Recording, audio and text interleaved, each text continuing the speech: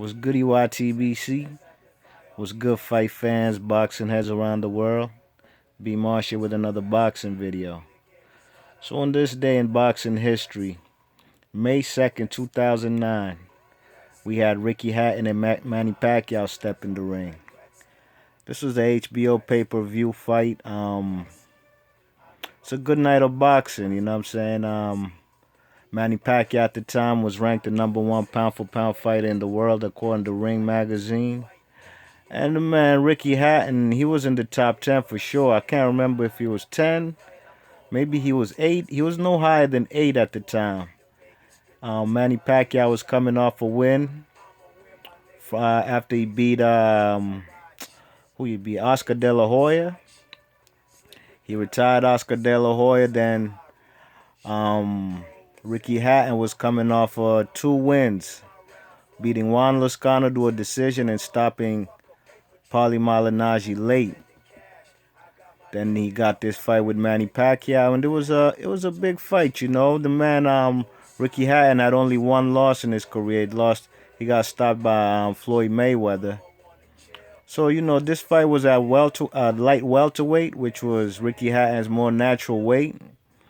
And this was the only time Manny Pacquiao ever had a fight at light welterweight at 140 division. So the fight was a good fight, man. It was basically a fight, you know, about speed and power. You know what I'm saying? The man Ricky Hatton, you know, he had the typical Euro style, but he was a good boxer as far as when it comes to body work. He used to like to get inside and, you know, to try to rip that body and, you know, try to slow a fighter down with the body shots. Well, you know, on this particular night, speed killed because the man Ricky Hatton, I don't think he'd ever been in the ring with the guy with fast hands like Manny Pacquiao. And from the jump, you could see from the first round, you could see how quick Manny Pacquiao's hands were. And then the first round, Ricky Hatton was holding a lot.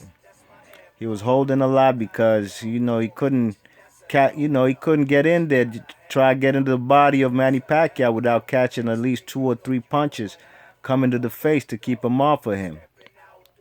So the first there was 3 total knockdowns. The first knockdown was in round 1, and Manny Pacquiao caught him with a nice right hook, and it was from range. It was from distance. It wasn't up close.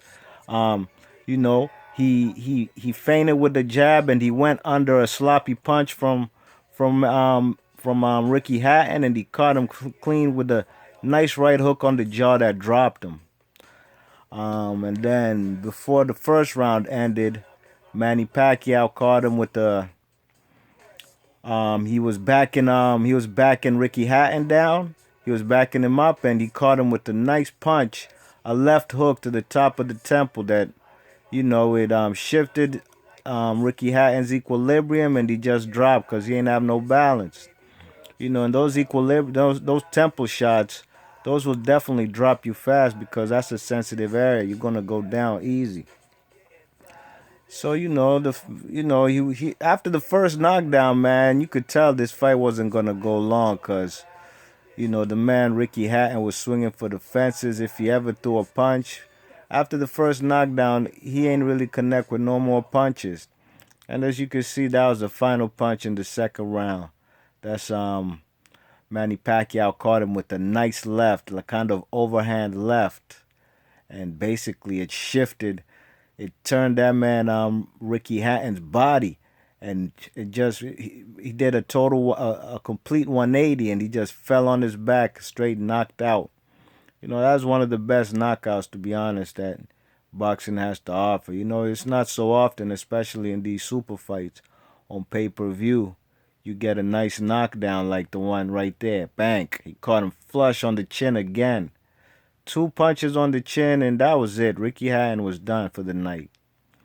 So, you know, this was a good win for Manny Pacquiao. He picked up the Ring Magazine Lineal 140 belt and also the IBO belt. But, you know, I don't recognize the IBO belt as one of the, you know, as a major sanctioning body. You know what I'm saying? So that's one weight division where, you know, when they say Manny Pacquiao's an eight division champ, You know, I don't even consider the Ring Magazine Lineal a world title. I consider the four alphabet titles: WBO, WBA, IBF, and WBC to be the championship title belts. You know what I'm saying?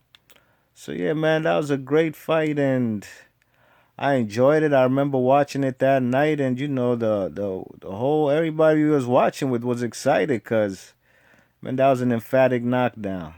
So you know that's this day in history, March 2nd, 2009. Um, Manny Pacquiao wins the lineal title from Ricky Hatton in emphatic fashion, and it was a good night of boxing. And I'm sure plenty boxing fans will never forget that particular knockdown, that knockout. All right, y'all, that's my video. B Marsh Boxing. Let me know what your feelings are on this fight. You remember where you were the night it happened?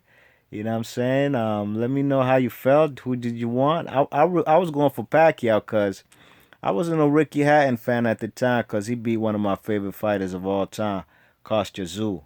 So, you know, he really mud Kostya Tszyu up there, man. He gave him a beating up there in England, in Manchester. So, you know, I was happy my man Manny Pacquiao came through and he got him out of there. You know, Floyd Mayweather did it first.